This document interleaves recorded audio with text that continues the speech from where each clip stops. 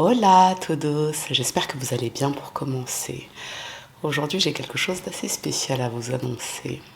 J'ai écrit mon deuxième roman et cette fois je me suis plongée dans une affaire criminelle réelle qui m'a complètement obsédée ces derniers mois. J'ai eu envie de revenir sur cette histoire depuis le début, de la décortiquer, de la raconter à ma manière avec mon regard, parce que c'est une affaire qui m'a vraiment marquée. J'avais besoin de la poser à l'écrit, d'aller plus loin que ce qu'on voit ou on entend habituellement. Dans ce livre, vous allez retrouver toute l'histoire, mais aussi une immersion plus profonde avec des détails, des réflexions et des illustrations, parce que vous étiez nombreux à m'en demander.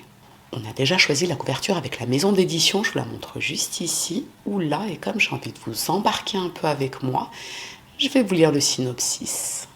Dans les années 80, derrière les façades tranquilles d'une petite ville américaine, se cache une histoire de manipulation, de séduction fatale et de meurtre.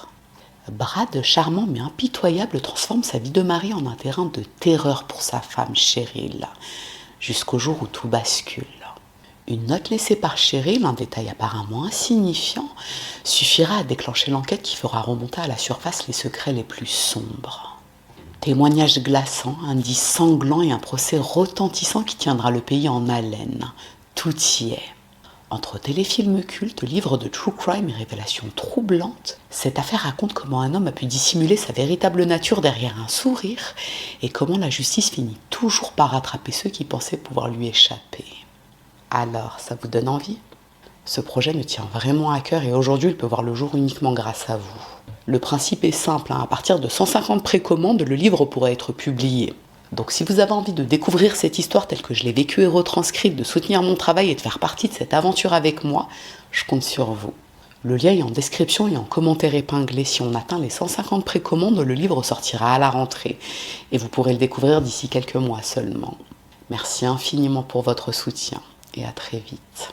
Ce que je vous propose à présent, c'est de cesser les digressions ici et maintenant. Je vous laisse vous installer tranquillement et puis je vous dis à tout de suite.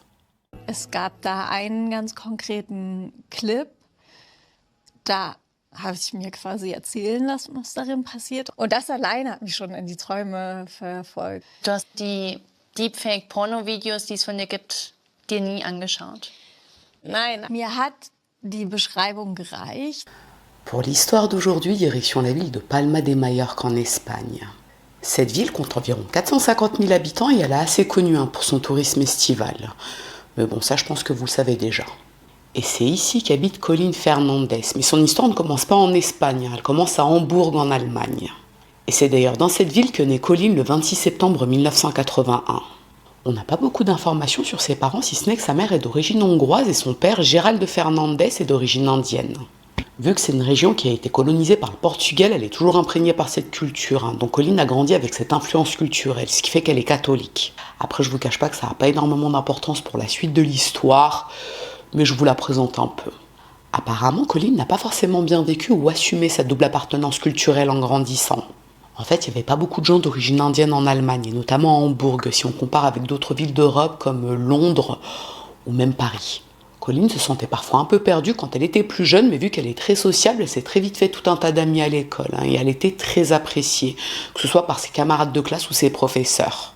Ses proches disent d'elle qu'elle a toujours été très brillante et très ambitieuse. Elle savait très jeune ce qu'elle voulait faire plus tard, c'est-à-dire danseuse, ou pourquoi pas mannequin. En tout cas, elle voulait travailler dans le domaine artistique. Alors les sources divergent un peu sur ce point, mais en 1994 ou en 1996, donc à 13 ans ou à 15 ans, Colin décide de quitter le domicile de sa famille pour se lancer dans le milieu de la mode.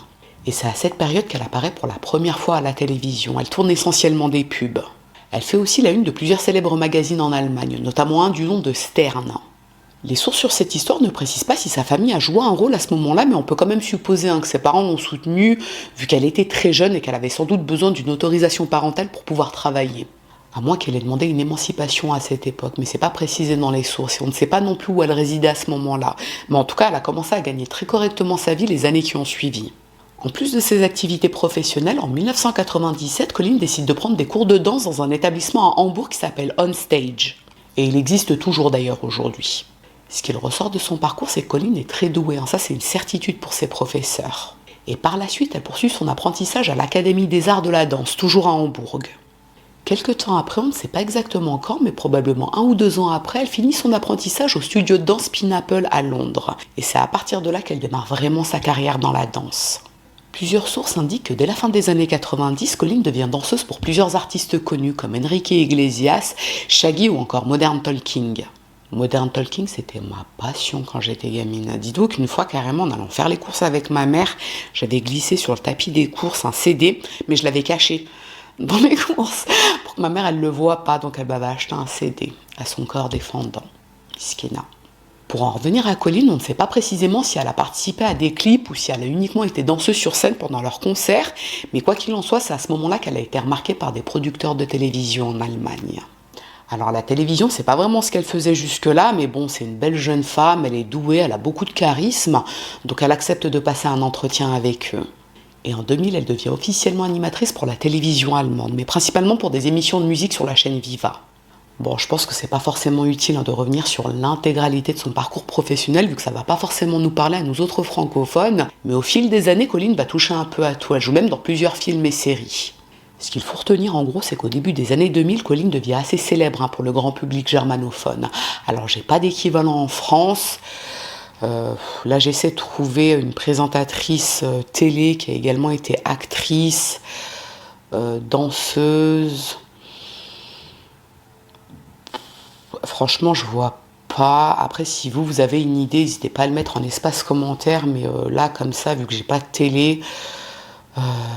je saurais pas dire, mais en tout cas elle était célèbre, et elle l'est toujours. D'ailleurs, vu qu'elle est assez populaire, en 2006, elle participe au programme télé Dancing on Ice. Je pense que vous connaissez tous déjà plus ou moins, le principe c'est de faire patiner des binômes de célébrités et de patineurs professionnels. On va dire que c'est un peu le même principe que Danse avec les stars, mais version patinage artistique. Dans la mesure où Colleen a une formation de danseuse, elle est très contente de participer à l'émission, et pour cette édition, on la met en binôme avec le patineur artistique Rico Rex. Le binôme est rapidement éliminé dès la première émission, si je vous dis pas de bêtises, mais à partir de là, Colleen et Rico commencent à se fréquenter. Et leur relation va durer 4 ans. C'était une belle relation au départ, mais voilà, au fil des années, ils ne s'entendaient plus, ils se sont quittés. Et voilà, une séparation classique, on va dire. Et quelques mois après, en août 2010, Colleen fait la connaissance de celui qui deviendra son mari, Christian Ulmen. Christian est né en septembre 1975 dans la ville de Nouwy, de près de Beaune, et je sais que je l'ai très très mal prononcé. Donc il a 35 ans quand il rencontre Colleen, il est un petit peu plus âgé qu'elle. On n'a pas énormément d'informations sur son background, comme on dit, on sait seulement qu'il est issu d'un milieu plutôt modeste. Et comme Colleen, il a toujours été très ambitieux depuis son adolescence. À cette période, il passait son temps à envoyer des candidatures à des stations de radio régionales pour y travailler. Ses efforts ont payé puisqu'en 1996, il est devenu animateur sur la chaîne MTV. Je pense que vous connaissez tous MTV, et pour la petite anecdote, à l'époque, MTV n'avait pas encore d'antenne en Allemagne. Donc Christian devait faire ses émissions en anglais, ce qui veut dire qu'il n'était pas forcément connu du grand public allemand. Et comme Colleen, il a touché un petit peu à tout dans le milieu de la télévision. Début 2003, il a joué dans plusieurs films qui ont rencontré un certain succès en Allemagne, et il a même remporté plusieurs récompenses. Et c'est d'ailleurs ce qui lui a permis de se faire connaître dans son pays, et donc d'avoir d'autres opportunités professionnelles. Il est par exemple recruté pour animer plusieurs émissions télévisées, et apparemment il a tout de suite été très apprécié du public parce qu'il incarne une sorte de personnage assez subversif. Je vous avoue, je ne saurais pas le comparer à qui en France parce que je ne connais pas du tout, mais si des germanophones passent par là, n'hésitez pas à nous donner des équivalents pour la France, ou plutôt pour le monde francophone. Sur le plan sentimental, Christian était en couple dès 1999 avec une jeune femme italienne avec qui il s'est marié en 2005, et la même année ils ont eu un garçon. On n'a pas son prénom, mais entre nous ça n'a aucune importance pour la suite de l'histoire. Christian et Huberta, c'est le prénom de sa femme, se sont séparés en 2010 et peu après il a fait la connaissance de Colleen. Là, je vous ai fait les grandes lignes, mais ce qui nous intéresse surtout, c'est le couple Colleen-Christian. C'est une relation qui a rapidement évolué, parce qu'apparemment, ils ont eu un coup de foudre l'un pour l'autre. Ils se fiancent au début de l'année 2011, et 6 mois après, à la fin du mois de juin 2011, ils se marient. Tout est allé très vite entre eux, mais comme je vous l'ai dit, apparemment, c'était une évidence. Et ils ont également eu un enfant très vite, une fille en avril 2012. Alors là aussi, on n'a pas le prénom de cet enfant, mais ça n'a aucune importance. Venons-en au vif du sujet maintenant. Les années qui suivent, le couple mène une vie tout à fait banale. Bon, comme dans tous les couples, ça arrive qu'il y ait des tensions, des embrouilles, des désaccords, on va dire, mais malgré ça, Colleen semble heureuse. Et elle a même plusieurs projets professionnels avec Christian. En fait, c'est un peu un couple Gaule, comme on dit. Ils sont beaux, ils sont appréciés du public, et c'est surtout la façon dont Christian parle de Colleen qui touche le public. Il la met systématiquement sur un piédestal quand il parle d'elle. Il dit que c'est la femme parfaite et qu'il est fou amoureux d'elle. Et c'est vrai que ça ressort souvent, cette sorte d'harmonie dans leur couple. Christiane n'hésite pas, par exemple, à sacrifier certaines heures de ses journées de travail pour rester à la maison pour s'occuper de leur fils, ce qui permet à Colline de travailler et d'avancer dans sa carrière. Tout leur entourage est unanime. Christiane et Colline se sont très très bien trouvés au niveau du tempérament, au niveau des projets, de l'ambition, etc. Vraiment, ils s'entendent très très bien. Et ils sont tellement heureux et amoureux qu'ils renouvellent même leurs vœux en 2019. C'est-à-dire qu'ils se remarient, donc on peut dire que c'est un conte de fées moderne. Colline a tout ce qu'elle a toujours rêvé d'avoir dans la vie. Sauf qu'elle ne va pas tarder à voir son monde s'effondrer. Vers la fin des années 2010, donc 2016-2017, des internautes ont commencé à se partager en ligne des vidéos et des photos de Colline à caractère pornographique. Et quand je vous dis porno, c'est porno. Dans certaines vidéos et photos, elle est par exemple habillée avec un uniforme d'infirmière et elle pratique des actes sexuels devant l'objectif. Alors au début, ça n'a pas forcément pris d'ampleur, mais au fil des mois, c'est devenu viral. Surtout que Colline est très connue en Allemagne. Et elle finit par apprendre l'existence de ces vidéos et de ces photos au cours de l'année 2020. En fait, l'un de ses proches est tombé sur l'une de ces vidéos dans laquelle on voit Colline avoir des rapports sexuels avec plusieurs hommes en même temps, et il lui en a parlé, parce qu'il avait trouvé ça bizarre. La première réaction de Colline, quand ce proche lui montre ses photos et ses vidéos, c'est de lui dire que c'est pas elle dessus. Ok, pourtant cette femme lui ressemble trait pour trait. C'est la même tête. Colline jure que c'est pas elle, elle ferait jamais un truc pareil, surtout qu'elle est connue en Allemagne. Bon, c'est vrai que c'est quand même bizarre, non, je sais pas, c'est comme si Faustine Bollard se lance dans le porno amateur. On aurait tous du mal à y croire, on est d'accord. Moi la première, puisque c'est ma présentatrice préférée. On se dirait que c'est impossible, on est d'accord. Et dans le cas de Colline, c'est pareil, elle n'aurait jamais risqué sa carrière en faisant ça. D'accord, mais si c'est pas elle, qu'est-ce que c'est ? Eh bien, ce sont des deepfakes. Petite parenthèse, nouvelle technologie, n'est-ce pas ? Deepfake, ça signifie hyper trucage, donc truqué au maximum. Le principe des deepfakes, c'est tout simplement d'utiliser l'image de quelqu'un, une personnalité ou même une personne anonyme pour la mettre en scène dans des situations fictives. C'est ce qu'on appelle de l'IA tout simplement, et c'est un procédé qui est utilisé depuis pas mal de temps déjà. Si vous squattez TikTok comme moi, je pense que vous devez sans doute voir passer pas mal de vidéos IA. On a des vidéos du président Macron en train de danser sur du rail de Guarda Charlomonte. On a des vidéos de chiens avec sa femme, le chat, qui le trompe avec son patron, le canard. Des vidéos de Mélenchon et Le Pen en train de se galocher dans un ascenseur. Le but de ces vidéos, c'est soit de propager de fausses informations, soit de s'amuser. Mais dans le cas de Colline, c'était d'en faire une actrice porno, à son corps défendant. Et c'est le cas de le dire. Et pour info, Colline n'a pas été la seule personnalité à être victime de deepfakes pornographiques sur le net. 90% des deepfakes visent le porno, justement. Au moment où Colline découvre ça, ses photos et ses vidéos ont déjà accumulé des centaines de milliers de vues en Allemagne, et même à l'étranger. Et une fois que c'est sur le net, on sait que ça devient très très compliqué d'endiguer une propagation comme ça. Colline contacte aussitôt plusieurs avocats pour faire retirer ces images et ces vidéos, mais comme je vous l'ai dit, une fois que c'est publié, c'est quasiment impossible de les faire retirer. Les années qui suivent, les avocats font plusieurs demandes sur des sites, ça aboutit, les photos, les vidéos sont retirées, mais des centaines d'autres sites ont déjà republié le contenu. En fait, c'est une course sans fin. Et comment expliquer aux gens que c'est pas elle sur ces contenus ? Alors ok, sa famille, ses amis, son mari le savent, mais le reste du pays n'est pas forcément conscient de ce qu'est l'IA et les deepfakes.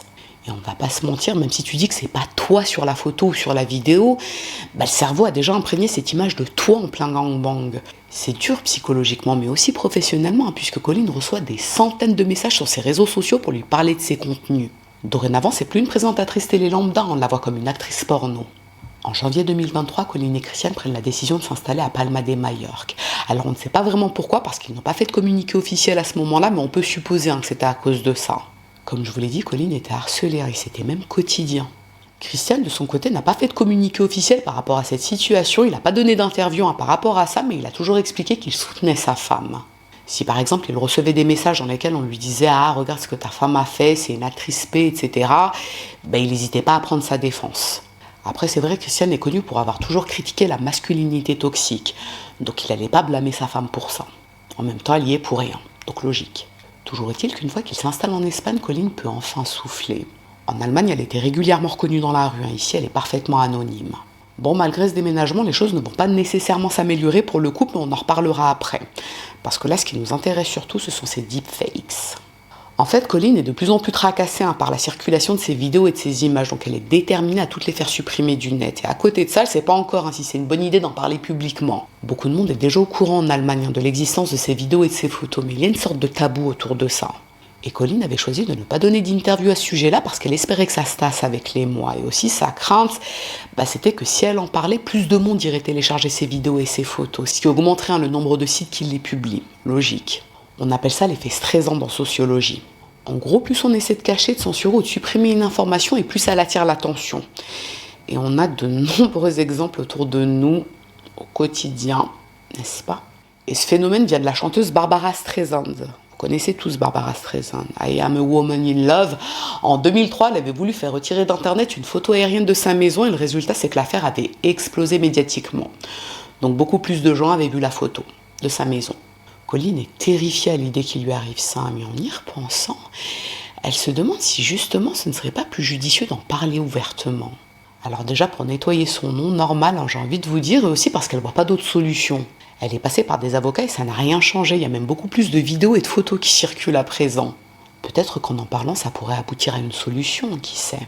Et c'est à partir de là que Colline commence à donner des interviews dans les médias pour parler de cette affaire. Et elle se rapproche même de plusieurs associations pour soutenir des opérations de sensibilisation contre ce type de pratique. On connaissait déjà le porn revenge qui a fait beaucoup de dégâts, des femmes se sont carrément donné la mort à cause de ça. Et maintenant l'IA permet du porn revenge mais avec des deepfakes. Dès le mois d'octobre 2023, Colline participe à plusieurs campagnes sur les réseaux sociaux et à une manifestation organisée par l'association Hate Aid. Hate comme la haine et aide comme l'aide. Maintenant, je vais vous décortiquer chaque mot anglais que je prononce parce que mon accent est beaucoup trop aléatoire. Pour en revenir à cette association, son but c'est d'inciter les responsables politiques à créer un cadre juridique pour punir la création et la diffusion de ce genre d'images. Parce qu'on est un peu dans un vide juridique à ce moment-là. C'est pas à proprement parler du porn revenge, ça, vu qu'il ne s'agit pas de photos de Colline. On a collé sa tête sur des corps nus, ce qui peut arriver à n'importe qui en réalité. Et d'ailleurs, pour alerter l'opinion publique, l'association met en avant le fait que les deepfakes ne touchent pas que les célébrités, mais aussi des femmes totalement anonymes. C'est un coup, toi là qui me regarde, oui, toi, t'as peut-être un deepfake à poil sur le net. Moi, j'espère pas. Non, raténé, la vérité, raténé. Bon, malheureusement pour Colline, toutes ces démarches ne mènent à rien, et c'est même pire. À partir du moment où elle s'est exprimée dans les médias et sur les réseaux, plusieurs faux comptes à son nom sont créés sur les réseaux sociaux et sur des sites de rencontres. Des comptes qui affichent bien sûr ces deepfakes, et sur ces sites de rencontres, c'est noté qu'elle recherche des aventures sexuelles. Est-ce que là où les personnes qui ont créé et publié les deepfakes au départ seraient là où les mêmes personnes qui ont créé ces profils? Le problème dans le cas présent, c'est que plusieurs hommes, une trentaine environ, se manifestent sur les réseaux et ils affirment qu'ils ont bien parlé avec Colline sur ce site de rencontre. Pas juste à l'écrit, non. Ils se sont parlé au téléphone. Et c'était bien Colline. Et ils ont eu de longues conversations à caractère sexuel. C'est quoi ce délire? Donc quoi, Colline a parlé avec ces mecs et elle nous fait ensuite croire qu'elle est victime de cyberharcèlement? Eh bien là encore, c'était pas Colline. C'est un programme informatique qui imite la voix de Colline par intelligence artificielle. Certains de ces hommes expliquent qu'au bout d'un moment, au cours de la conversation, ils ont compris que c'était peut-être pas Colline avec qui ils parlaient. En fait, la voix était un peu plus aiguë que la sienne. En tout cas, ils ont senti que c'était pas très net. Mais ça ressemblait vraiment à la voix de Colline. Est-ce que je dois vous dire que lorsque Colline apprend ça, elle est complètement terrifiée. Ça, c'est très très grave. Il y a déjà eu des affaires comme ça qui se sont soldées par des viols. Souvent, c'était un ex-petit copain ou un ex-mari qui voulait se venger après une rupture et qui donnait à des hommes l'adresse de son ex pour qu'elle soit agressée. Et des fois, c'était juste un prétendant éconduit. Et cette situation peut également impacter la carrière professionnelle de Colline, d'une façon ou d'une autre. Soit on peut douter de ce qu'elle raconte et penser que c'est effectivement elle qui est sur ses photos ou ses vidéos, soit on pourrait penser qu'elle est derrière ce cyberharcèlement carrément. Et c'est d'ailleurs ce que pensent certaines personnes dans son milieu. Colline chercherait à attirer l'attention et la sympathie des gens. Ça s'est déjà vu. En novembre 2024, Colline se décide enfin à déposer plainte pour la première fois, mais contre X, parce qu'on ne sait pas qui a posté ses vidéos, qui a créé ses comptes, etc. Et en fait, par le passé, on lui avait souvent conseillé de déposer plainte, mais elle se disait que l'histoire se tasserait d'elle-même, voilà, que les gens finiraient par oublier. Mais au fil des années, faut dire ce qu'il y a, c'est de pire en pire. Le mois suivant, en décembre, elle accepte de participer à un reportage télé autour des deepfakes sur la ZDF. C'est l'une des plus grosses chaînes de télévision allemandes. Je pense que c'est l'équivalent de France Télévisions et dans ce reportage, Colline raconte toute cette histoire. Et elle et les enquêteurs tentent de remonter l'origine de ses photos et de ses vidéos. Bon alors son but c'est déjà de nettoyer son nom une bonne fois pour toutes, mais aussi de faire comprendre aux personnes qui continuent de partager les deepfakes qu'ils risquent des poursuites juridiques, parce qu'elle a déposé plainte. Son message est très clair, la honte doit changer de camp, et c'est évident que c'est pas à la victime d'avoir honte, on est d'accord. Bon, le problème qui se pose, c'est que l'émission ne parvient pas à remonter l'origine des deepfakes, mais en même temps, il y a une énorme propagation sur Internet depuis plusieurs années déjà. Mais cette émission permet quand même de relayer son histoire, et quelques jours après, Colline accepte de donner une autre interview, mais au journal Spiegel. C'est l'un des journaux les plus lus dans le pays, et il est surtout spécialisé dans le journalisme d'investigation. Il fait éclater les gros scandales, on va dire. J'ai demandé à Madani, mon chat GPT, il m'a dit que pour la France, c'est l'équivalent de Mediapart ou l'Obs. Toujours est-il qu'au cours de cette interview, Colline revient sur toute son histoire et elle explique que pour le moment, la justice n'est pas assez rapide pour traiter ce genre de dossier. En fait, le problème, c'est que les technologies qui permettent de générer ce genre d'image évoluent trop vite par rapport aux lois. Et effectivement, on peut se demander comment seront punies les personnes qui ont créé et diffusé ces photos et ces vidéos, parce que c'est pas vraiment Colline dessus. En réalité, on sait même pas exactement comment qualifier ça. Et en attendant qu'on puisse remonter à l'origine de ces photos, ça reste une menace constante pour Colline, que ce soit pour sa carrière, pour sa famille et même pour sa sécurité en vrai. Et je pense que c'est peut-être ça le plus chaud dans cette histoire, parce qu'imaginez un fou qui la croise seule dans la rue et qui pense réellement que c'est une actrice porno et il lui fait du mal. Pourquoi je vous dis ça ? Tout simplement parce qu'une fois j'ai vu l'interview d'une actrice P dans l'émission de Thierry Ardisson, je ne me rappelle pas comment s'appelait son émission à l'époque, c'était dans les années 2000, début des années 2000 ou quelque chose comme ça, je ne sais plus. Et cette actrice avait expliqué qu'une fois en sortant de chez elle pour aller faire des courses, je crois, ou je ne sais plus trop, en fait 2 hommes l'avaient croisée et ils l'avaient reconnue parce que c'était une actrice P. Et ils l'avaient enlevée en pleine rue. Et ensuite, il l'avait amenée dans un coin, je ne sais plus trop les détails de l'histoire, mais en gros, il l'avait enlevée, il l'avait agressée sexuellement et il l'avait tabassée. Elle s'appelait Rafaela ou Monica, je crois, mais je ne me rappelle pas. En tout cas, c'était sur la 2 dans l'émission de Thierry Ardisson. Et effectivement, la sécurité de ces femmes, de ces actrices, est en danger. Et là, dans le cas de Colline, ça peut lui arriver. Quelqu'un peut penser que c'est effectivement une actrice P et l'agresser par rapport à ça. Enfin bref, quoi qu'il en soit, quelques semaines après ces interviews, Colline et Christiane rentrent en Allemagne pour fêter Noël avec leur famille. Et ça permet également à Colline de suivre sa plainte et de régler quelques trucs par rapport au travail. Sauf qu'il se passe quelque chose de très très bizarre pendant ce séjour. Le 24 décembre, Colline est posée avec son mari sur le canapé de leur chambre d'hôtel et là, Christiane lui demande pourquoi elle ne lui a pas parlé de sa plainte. Il vient de le découvrir en regardant l'une de ses interviews. Christiane lui dit qu'il ne comprend pas pourquoi elle ne lui en a pas parlé. Ils vivent cette épreuve ensemble après tout. Non, c'est son mari. Pourquoi elle a gardé ça pour elle ? Là, Colline lui explique qu'elle ne voulait pas le lui cacher. En fait, elle a fait ça dans la foulée. Elle était en Allemagne pour tourner ses interviews. Disons qu'elle a fait d'une pierre 2 coups, comme on dit. Ça tient la route comme explication, on est d'accord. Sauf qu'au fur et à mesure de la conversation, Colline a commencé à trouver le comportement de Christiane étrange. C'est comme s'il lui en voulait profondément de ne pas l'avoir consultée avant de déposer plainte. Bon, en soi, ça peut se comprendre. Lui aussi traverse cette épreuve avec elle. Ils sont mariés. À ce moment-là, Colline se dit qu'il a dû se sentir mis de côté. Mais quand elle se lève pour se préparer pour sortir rejoindre sa famille, pour réveillonner comme c'était prévu, il lui dit qu'il préfère rester à l'hôtel parce qu'il se sent mal. Il se sent mal de quoi ? Il allait parfaitement bien 5 minutes plus tôt. Pourquoi il se sent mal d'un coup comme ça ? Alors on n'a pas tous les détails sur cette soirée, mais quand Colline est rentrée à l'hôtel quelques heures plus tard, Christiane lui a dit qu'il devait lui parler de quelque chose de très important. Est-ce que vous avez deviné de quoi Christiane doit lui parler ? Oui, Christiane avoue à Colline que c'est lui qui est derrière tout ça. Et quand je dis tout, c'est tout. La diffusion des deepfakes dès le départ, c'était lui. Les faux comptes sur les réseaux et les appels à des inconnus, c'était lui. Tout. Son mari, l'homme déconstruit et féministe qui clamait haut et fort qu'il était éperdument amoureux de sa femme, a tout orchestré depuis le départ. Vous vous doutez bien que s'il passe aux aveux, c'est à cause de la plainte de Colline, même s'il lui dit qu'en réalité, c'est parce qu'il regrette ce qu'il a fait. Quand Colline entend ça, elle manque de faire un malaise, presque 15 ans de mariage avec cet homme. Elle n'aurait jamais pu imaginer une seule seconde que Christiane lui fasse ça. Colline racontera par la suite qu'à ce moment-là, elle était tellement sidérée qu'elle n'a ni pleuré ni parlé, elle était en état de choc. En fait, comme ça arrive dans n'importe quel couple, il y avait des hauts et des bas entre eux, des petites tensions dont on va parler un peu plus tard. Mais de là, imaginez qu'il orchestre son cyberharcèlement pornographique, qu'il appelle des inconnus en se faisant passer pour Colline, pour parler de choses sexuelles. On ne sait pas exactement ce qui s'est passé à la suite de cette conversation, si Colin a pardonné à Christiane par exemple, mais tout ce qu'on sait c'est que quelques jours après, Christiane contacte des avocats pour leur parler de cette affaire. En gros, il veut préparer sa défense parce qu'il ne sait pas si Colin compte le dénoncer aux autorités ou si les enquêteurs vont finir par remonter jusque lui. Quelques mois après, en septembre 2025, le couple annonce officiellement sa séparation, mais sans donner le motif. Autant vous dire que tout le monde a été surpris, Colin et Christiane, c'était le couple emblématique de la télé, 15 ans de mariage quand même. Mais tout le monde ne va pas tarder à découvrir la raison de leur séparation. 3 mois plus tard, en décembre 2025, Colin décide de porter plainte, mais contre Christiane cette fois. Et pour info, elle le fait à Palma de Majorque. Alors déjà parce qu'elle y vient forcément, mais surtout parce qu'apparemment les lois espagnoles sont plus favorables aux victimes dans ce type d'affaires. Et c'est vrai, on avait vu une affaire espagnole ensemble, où justement on avait parlé du fait que la justice espagnole est quand même beaucoup plus en avance par rapport aux violences faites aux femmes. Je vous glisse la vidéo là, ou là. Dans la plainte de Colin, il y a plusieurs faits qui sont mentionnés. Alors déjà, usurpation d'identité, ça concerne les deepfakes, mais surtout les faux comptes sur les réseaux sociaux. Vous savez, les faux comptes qu'il ouvrait pour parler avec des mecs. Mais il y a aussi violence physique et menaces dans cette plainte.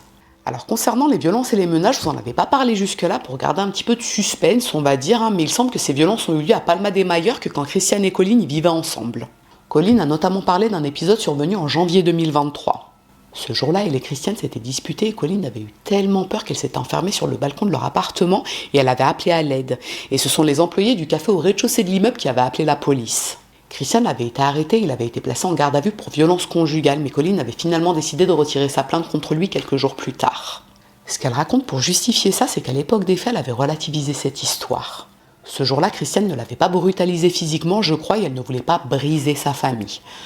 Donc elle avait préféré retirer sa plainte. Ça, c'est uniquement l'un des épisodes de violence que Colin relate dans sa plainte de décembre 2025. L'enquête est toujours en cours puisque la plainte est très récente, mais Colin a également décidé de rendre cette histoire publique. En tout cas, la mise à jour.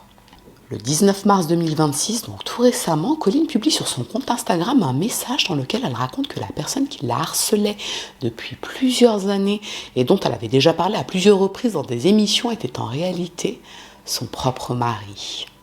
Cette annonce provoque aussitôt des milliers de réactions en ligne et plusieurs célébrités et politiciens allemands lui apportent leur soutien, mais en même temps, c'est tellement un plot twist de ouf ça. Quelques jours plus tard, le 21 mars, Colin donne une nouvelle interview au journal Spiegel pour revenir sur cette histoire. Ce qu'elle raconte, c'est qu'elle avait longuement hésité avant de tout révéler au grand public. Plus d'1 an s'est écoulé depuis le moment où Christiane a tout avoué et le moment où elle a déposé sa plainte. En fait, elle hésitait parce qu'elle et Christiane sont 2 personnalités en Allemagne, donc elle avait peur que toutes ces révélations retombent sur leur fille. Son père va désormais être vu comme un détraqué sexuel, peut-être qu'elle sera pointée du doigt à l'école ou par ses amis. On connaît comment le monde est méchant et comment des fois les gens sont cruels, surtout avec les enfants. Mais Colin explique qu'elle a aussi fait le choix de parler pour sa fille justement. Son sentiment, c'est qu'on vit dans une société où les femmes doivent supporter les violences des hommes en permanence, et sans parler, notamment la violence de leurs compagnons. Donc là, le but de Colin en médiatisant cette affaire, c'est d'éviter que ça se reproduise pour les futures générations. Et sa fille en fait partie. Et ce qu'elle révèle aussi, c'est que Christiane n'a jamais été féministe, comme il le clamait si souvent. C'est même tout le contraire, d'après elle.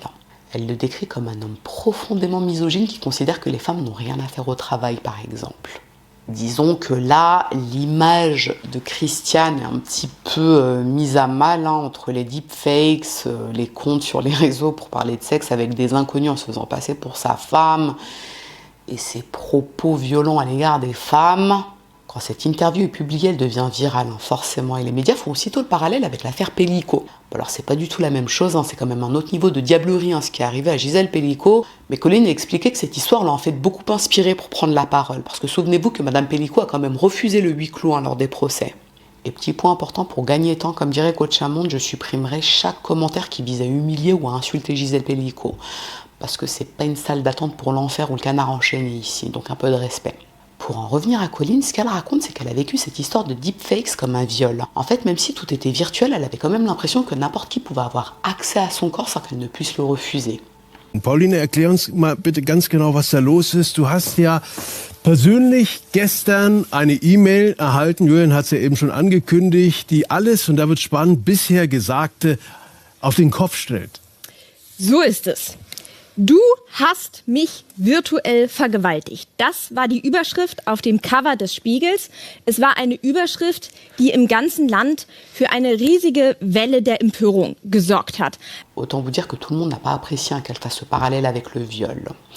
Colline a des détracteurs, oui, elle a même beaucoup de détracteurs, c'est très bizarre. En fait, certains estiment que même si c'est légitime qu'elle souffre de cette histoire, ce qu'elle a vécu est plus proche du revenge porn que du viol.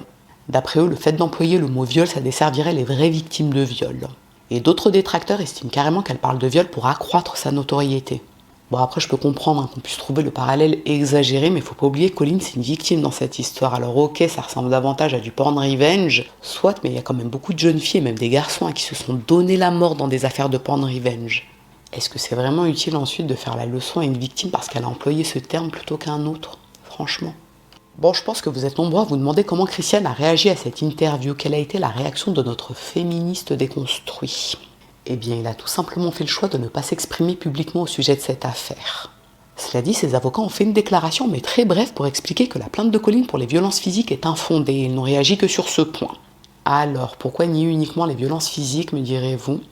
Eh bien, parce qu'ils sont malins. Il n'y a pas de preuve, hormis quelques photos que Colline a prises de son corps avec des bleus. Mais bon, ces photos remontent à plusieurs années. Il n'y a aucun moyen de savoir que c'est bien Christiane qui lui a fait ces bleus. Donc concrètement, il peut nier ça sans aucun problème.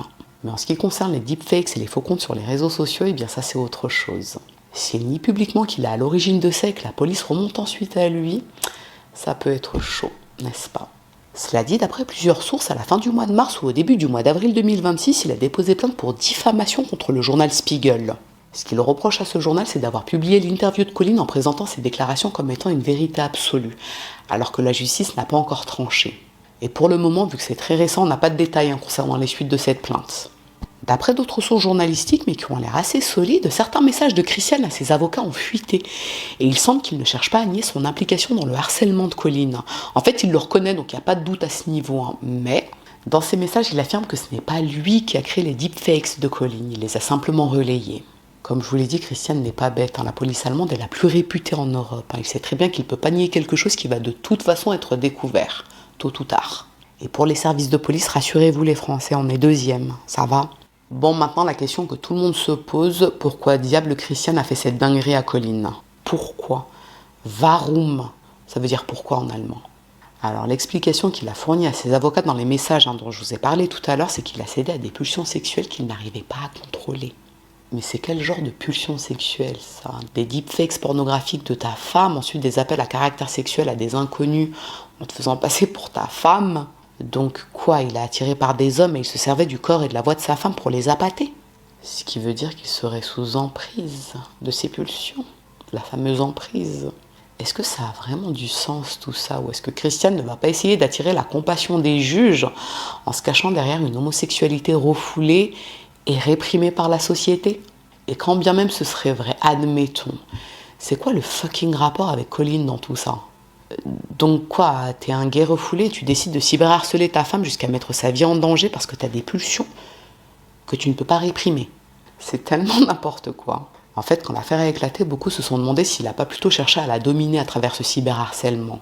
Peut-être que Christiane était complexée que Colline soit autant accomplie et il voulait avoir le contrôle total sur sa vie. S'il n'arrivait pas à la soumettre dans la vraie vie, alors il la soumettrait virtuellement. Et même pire, il voulait l'humilier en réalité.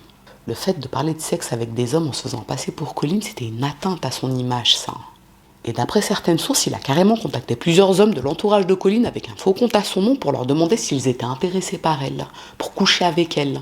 Bon, c'est peut-être ça, finalement, qui pourrait rapprocher cette affaire de l'histoire de Gisèle Pellico. Un homme qui essaie de recruter des hommes pour coucher avec sa femme. Après, on peut aussi se demander pourquoi Christiane n'a pas tout supprimé sur Internet plutôt que de tout avouer à Colline le jour où il est passé aux aveux. S'il avait tout retiré, elle aurait sans doute fini par abandonner les poursuites judiciaires, non?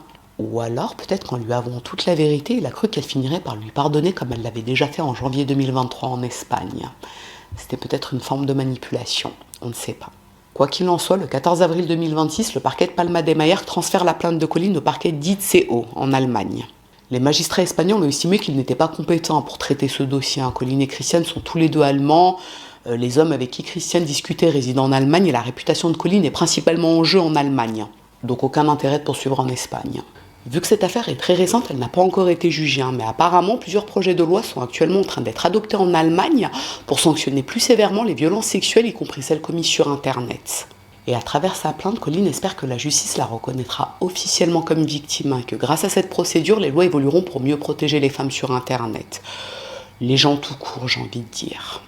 Voilà tout pour cette affaire, les gars. J'espère qu'elle vous a autant intéressé que moi. Franchement, quand je l'ai vue passer sur TikTok, j'ai su que je devais la faire, même s'il n'y a pas encore eu de jugement. Et je trouve que ça peut donner lieu à un débat très très enrichissant du style: quelle serait la sanction d'après vous? Dans ce cas de figure, un mari qui cyberharcèle avec des deepfakes, quelle sanction donner? Est-ce que vous considérez que le fait que c'est son mari, c'est un facteur aggravant? Vous savez, comme pour certains, je ne sais pas si c'est pour les violences, il y a un truc en France, je crois que c'est pour les viols, où le fait d'être le mari, c'est une circonstance aggravante, ou d'autres choses, je ne sais plus, il faudrait que je revérifie. Mais est-ce que d'après vous, ça peut être une circonstance aggravante? Eh bien écoutez, je vais m'arrêter là, mais j'ai hâte de lire vos retours sur cette affaire. Ce que je vous propose à présent, c'est que si cette histoire vous a intéressé à défaut de vous avoir plu, n'hésitez pas à me mettre un petit j'aime sous la vidéo, mais surtout, n'hésitez pas à vous abonner, c'est encore mieux. Je vous dis à très bientôt.